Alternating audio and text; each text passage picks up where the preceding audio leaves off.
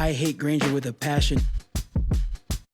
What's up, everybody? I'm Trav from the West Valley City, and this is WV Convos from the best schools in the state, baby. I like it. Tonight, we're so blessed and fortunate to have Coach Pete Smolin and Coach Sione Tongi from the best high schools in Utah. Hunter High School, Granger High School. Thank you, coaches, for being here.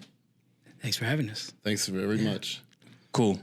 We'll just, we can just small talk here. We'll get right into it. Cool. Mm-hmm. If you don't mind, Sione, I'm going to start with Coach Smolin. Yep. Coach Smolin, can you just tell us a little bit about yourself, how you got into coaching, and then how you ended up at Granger High School? Well, if you have the time, I can give you my whole life story. But Let's go. I'm just kidding. 2 minutes. I was born in Philadelphia, Pennsylvania. Where, we took the air out of the football, so nobody fumbled it. It was just 3 yards in a crowd of dust, and played in the ice and the snow, and all that stuff you see in the movies about Philadelphia and Rocky and everything. Yeah, it was exactly like that. It's all true? It's all true. So, if you couldn't run or fight, you weren't coming home with your new starter jacket, where I grew up.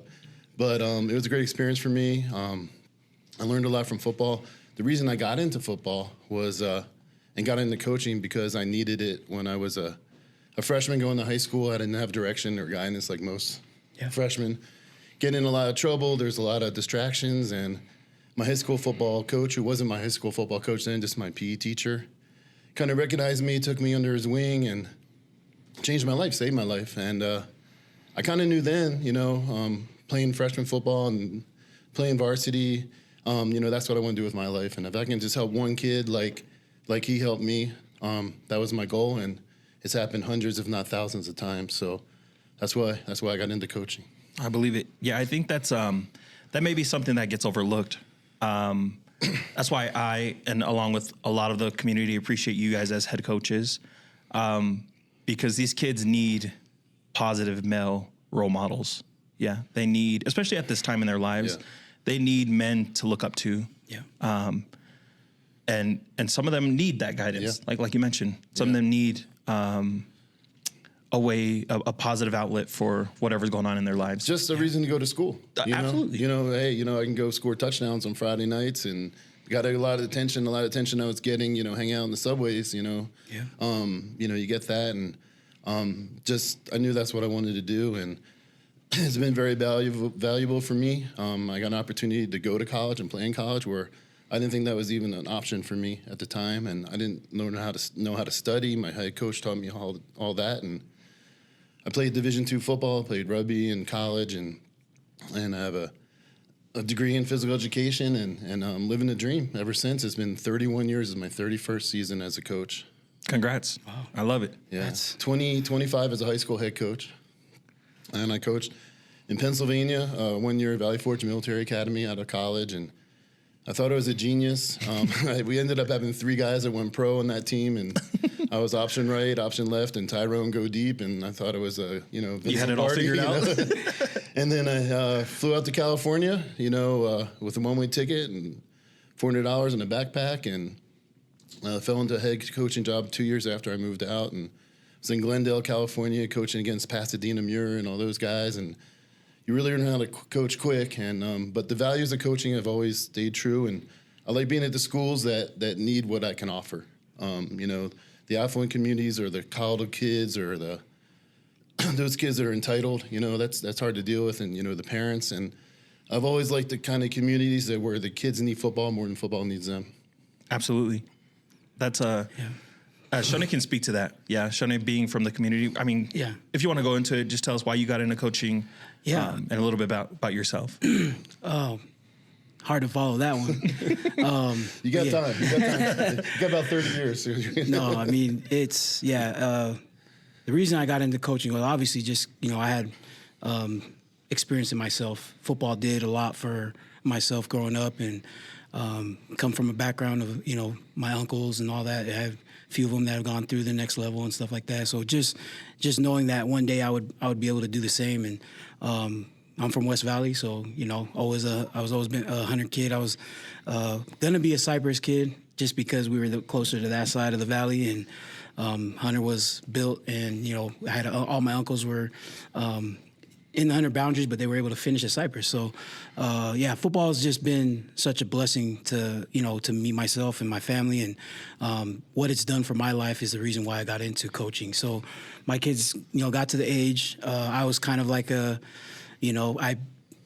like everyone else could probably say, I praised the game of football so much. All I did in high school is I dreamed it, slept it, ate it, everything. Football was everything. And I kind of didn't want my kids to have the same, route. So I kind of just wanted to keep them away from it if I could.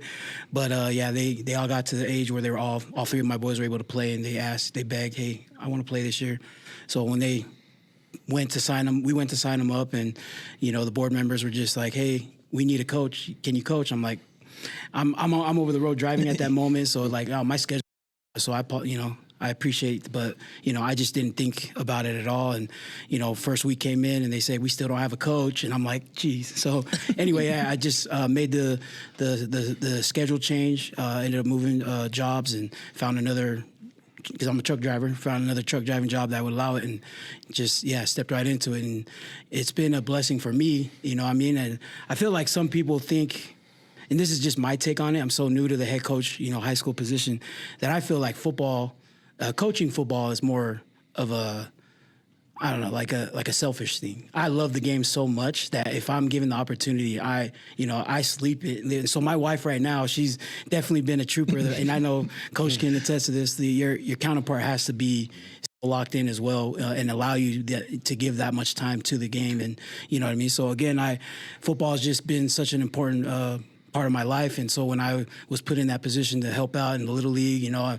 didn't go the route that everybody else did. Didn't play college ball. I, after high school, I ended my career. And this is there's some stuff that only the kids know, the kids that are around that I coach. I hate Granger with a passion only because it was my last game. It was my second, my senior year, second game of the season. We're doing okay. They got a tough squad. They beat us the year before. And then, we were the last team before that long drought.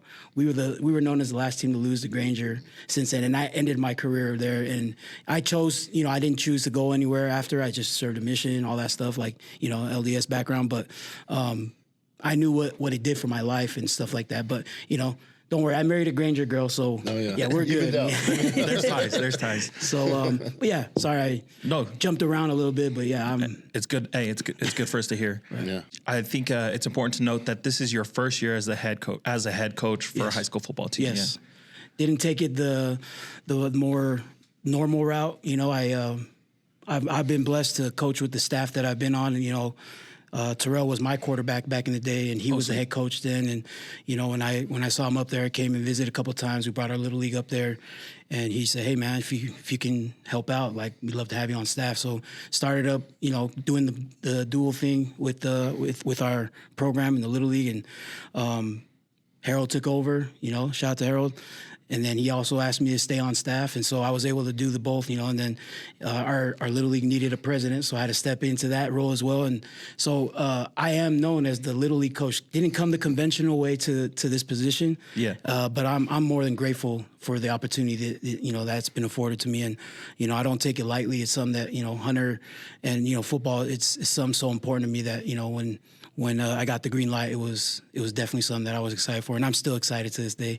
We have some rough things to work on, definitely a lot of stuff to work on, but it's something that I'm very grateful to be in this position. For sure, and I know that the community is grateful for not only you, but you, Coach Smolin, just for the time and the effort that you guys put in. I just wanted to pivot a little bit. Coach Smolin, with you saying you've been a head coach for 25 years? Yeah, this is my 25th season in high school. Wow. I want to know, but I'm sure, what would you tell Sione, or what's one piece of advice you'd give to Coach Sione, if you were to do it all over again? Yeah, well, first of all, congratulations, and I appreciate the position you're in, and it's a big role to take, and just take one day at a time, one step at a time, and can control what you can control. Don't worry about things that are out of your control. Right. And there's a lot of things that are going to drive you nuts, a lot of things that you don't like. But if you can't control it, just let it flow off your back. Have thick skin. You're always going to have a target on your back. Right. But just believe in yourself, and you're doing great things over there already. And just keep grinding away and and just have blinders on and just stay focused, you know? And you're always going to have haters and people that are going to talk, but, you know, that's part of the game. Yeah. Just keep being you. You're doing a great job, Coach. Appreciate it, Coach. Yeah. Dang. That's all. Hey, that's solid. That's solid advice. I'll take it with me too. We know, Sione, this is kind of you're from West Valley City, so it's an easy option, or maybe it's an easier choice for you to stay in West Valley and coach. Right. For you, Coach, you mentioned that you were most recently in California. Yeah. Why West Valley City? Why Granger High School? Well, I'll tell you, I was coaching in college. I was coaching at the University of Redlands, and I loved it. It was a high academic school, but I was basically a glorified cheerleader because they were brainiac overachievers, and they knew more than I did. And my big coaching point was like, have fun, do your thing once I recruited them. And I wanted to get back into high school because I think you have more of an influence that way. You know, you kind of follow these different paths, and you think the grass is always greener. You know, if you're at the bigger, newer, affluent community, it'll be better. Right. I like the rough towns with the rough kids. You know, it's kind of fun. And the kids that appreciate you more and the parents that, you know, support you more, you know, they're not your enemies, they're your friends. You know, you can work more with your parents in communities like this. This community is just amazing. I knew a lot about it through my rugby connections, guys that lived out this way and played out this way. So there was no teaching jobs in California for PE at a high school that I would want to coach. 18 openings 2 years ago in Utah. Oh, wow. 18. So I applied at 14, interviewed at 12. I was offered 6. Nice. And I picked the school with the most Polynesian names on the roster. That's easy. So I became an instant genius, you know. I just know enough about the community and the culture. And I know that the kids have been just surpassed my expectations. Yeah. The community surpassed my expectations. They're yes sir, no sir. There's no cussing on the field at all. We don't have to monitor that. The kids are just great kids. They're focused. They're hardworking. The parents in the community are phenomenal. They support you 1,000%. I never, you know, and if a kid looks at you sideways one day, my assistant coach is a bishop, and he's over their house at night, and that kid's getting smacked around all night. So I don't have any discipline issues at all. I love the kids. They know that, and I feel the love from them, and just a beautiful experience. I'm so glad that I ended up at Granger. I'm blessed. I'm glad. We're glad. Yeah. The community is glad you ended up at Granger. So thank you. Yeah. Let's go into, if you guys don't mind, let's talk about a little bit of the rivalry. Yeah. Let's just address it. Yeah. I'll go to you first, Sione. What does the Hunter versus Granger rivalry mean to you, and what does it mean to our community? Yeah, just because of the history that, you know, I've been involved in it my whole life, basically, and gone to, you know, go to same church and same wards as a bunch of the other kids, you know. So, like, aside from that, like, because of the you know, years of, you know, watching the big bros do it, and, you know, and then when it's your turn, you finally get to live in that moment, in that rivalry, and just knowing that it's your crosstown brothers, you know, that, you know, all that involved makes it that much more sweeter, you know. And then you get to go back, you know, your buddies all week long with them, and, you know, and then as soon as you get to church after the game, you know, you just pick up where it left off. But, you know, when that whistle was blowing, it was war. It was basically like, you know, I'm trying to take his head off, he's trying to take mine, and and being able to live it now, just, you know, from the coaching standpoint, it's fun, you know what I mean? Like, it brings, some of these kids don't realize, like, some of them actually we look towards, you know, in the past few years, it's been, you know, hard because we've been getting our butts kicked, but, you know, and it's good because there was a whole time where we were, you know, pretty much dominant and all that stuff. So the kids get to see the whole range of it now. Like, now they're in it, and when they're in that moment, and hey, it's up to you guys. They actually play better, honestly, during the rivalry game than they do all year long, you know, and that's what makes it exciting. And it's just knowing that your brother that you actually go to church with, whatever, you know, your buddies with, you get to, as soon as that ball, you know, that whistle blows, it's 100% at each other. And then after that, you're back at, you know, same thing. So. Absolutely. Yeah. So I played at Hunter High School, like we mentioned. All 4 years, we never lost to Granger, but I want to speak to they were never a threat, so to speak. And I don't mean that in like a disrespectful way. They just weren't the best the years that I played. Right. But we knew that when they played us, we were going to get the very best out of Granger. Yep. And we did. The games were always close. Yeah. and it was because we went to church with them. Right. Half of them we played Little League together with. Right. There was, there's just so many connections. We all live, blocks away from each other. So it literally was just playing your buddies on, the other side of Vanger. That's right. So for you, Coach, coming into this rivalry, how have you seen that differ from other rivalries that you've been a part of? Well, my experience, it's been a long time ago, but when I was in high school, that's when I had a hairline and a waistline. And everything was in black and white. But I was a part of one of the second oldest high school rivalries in the nation. It's in Philadelphia, the Abington-Cheltenham game. They were playing since the mid 1800s. And Wow. And when I came out to California, my first head job was at Glendale High School, and that's the oldest rivalry in California. It was the Glendale Hoover game. So I understand the importance of rivalries, and there's something magical, as Coach said, about playing against guys and guys who in the same community, and it's just, it's just a imaginary line, borderline, but you're the same guys. Yep. And there's something beautiful about that, and like you said, you're always going to get the best game out of each other, which I appreciate, and I think that's great. But something special about this community, it's very strong, and there's so much talent here. And we've all said it in this room, but if all the kids in this community in West Valley City stayed here, it would be Granger and Hunter battling for the state championship every year. Say it louder to the guys in the back, Coach. Granger and Hunter, you guys in Stay home. you guys in Brighton, it's just ridiculous. And we say, why go anywhere else? The technology has changed so much. All your film is online. Yep. It takes one click to get transcripts. There's multi-million-dollar companies that do recruiting service. I coached in college. I recruited in college. You have a list of 2,000 names. They're not looking for you. They're looking for a reason not to recruit you because they have so many names. Right. So you don't have to wear a different color jersey. You don't have to go to the bigger schools far away. And it's silly to me that, you would leave your families and leave your community and leave your culture to play at a bigger school because they promised you'll go to a better school. Yeah. They're going to find you if you're good enough. I coached many years. I got a lot of kids at the next level, and it doesn't matter what color jersey you're wearing. Oh. If you run 2 steps between the white line returning a kickoff, you're fast enough to play in the Pac-12. That's it.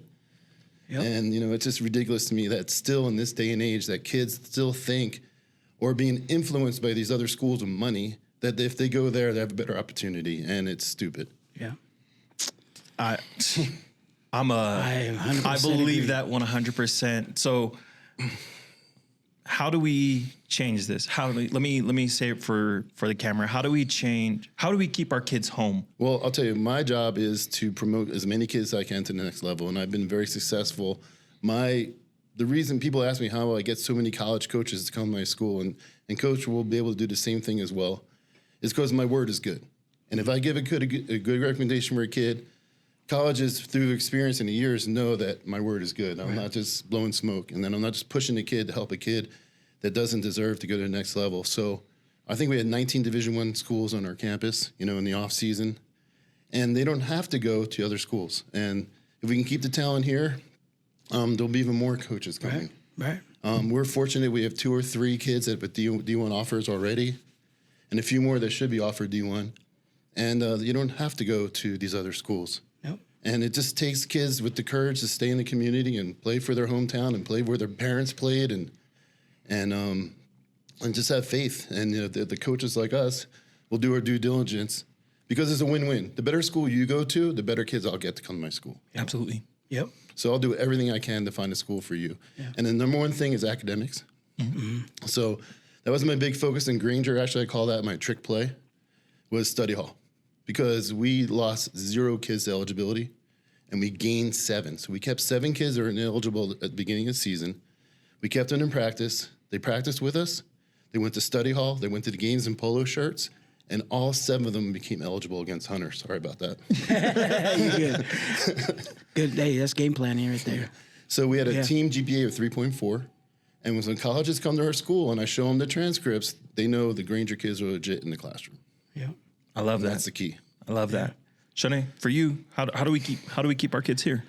I think Coach covered pretty much everything. I love everything he said about it. I feel like some parents are ill-informed, and they feel like because they heard through the grapevine that it's better for them to go this way or that way. They don't understand, like what Coach said, the technology. Everybody has to do their part, regardless. If you end up leaving here and going to another program, you just now became a bigger, the job became tougher for you now, because you got there. So you have to play ahead of someone else, and you just lose yourself by leaving and sacrificing where you were at with your team and your brothers when you could have just stayed and done it here. And I think if parents understood more that, obviously they're more involved in the recruiting now than ever, and they have if they do their due diligence, and us as coaches will do ours, and your player obviously has to do his. You don't have to go anywhere. If you're good enough, you will be. They will come and find you, and that's what we've been. It's been a misfortune for us, but I love to add, because I'm so, I got a chip on my shoulder as a new head coach. My thing is to let these kids know I believe in you guys. So even if you had a brother or two that left to another program, I believe that you can be the next guy. So since he left, let's get you up there and let's prove that we can do the work in the classroom. Let's prove that, you're willing to do the extra and get the film and make sure you're taking care of your stuff outside of, the field.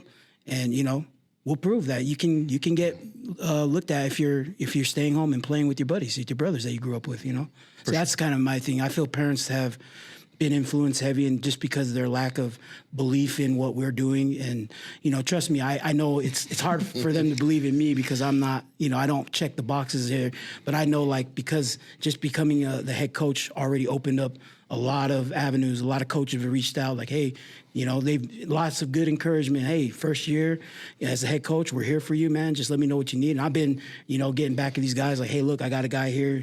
And so things, people have been told other things. I just want them to know, as a coach, my door is open. If you have any questions, please come and talk to me, because my main goal and focus is to get these kids to the next level. If that's what they're dreaming on and they're hoping, they got to do their part. I'm going to do mine. And, it's just as simple as that. We can stay home and be great here. Yeah. We don't have to leave. No reason to go anywhere else. Yeah. I play every year for the state. Let's do it. Yeah. Yeah. You guys are spot on. I didn't really know where this podcast was going, like where it would go, but I'm glad it went in this direction. Right. I think, and it's a big issue for me too. I really do believe we have the best kids. Mm-hmm. We have the best athletes. We have the greatest. We have some of the best kids around. Yeah.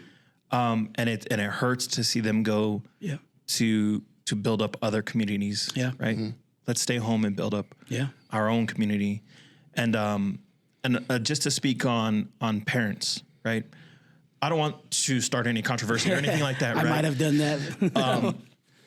And I believe in you too. Mm-hmm. I believe in your programs. I believe in all that you guys are doing. You're great men. But you guys are only half of the equation. Yeah, you guys can do everything on your end to get these kids into school, get them in their classes, to make sure they're prepped on Friday night. Right. But parents also play a huge role. Parents have that role of watching film with their kids, breaking down their film, putting together their highlights. They have the opportunity. They have phones. They have their emails. They should be doing their part and reaching out to college coaches and whatnot. Yeah, it's easy. It's easy to follow the trends, right? It's easy to go to those schools that are winning or winning on paper, winning football games. Yeah. But are they really helping those boys succeed in life? Right. And that's what's most important. Yeah. Sorry, I went off a little rant there. No, that's good. It's beautiful. Okay. Were you guys aware that we had a t-shirt brand or merch line? Yeah. Okay. It's well, I gotta show you, Coach. I wear the same shirt every day. So. I remember those days.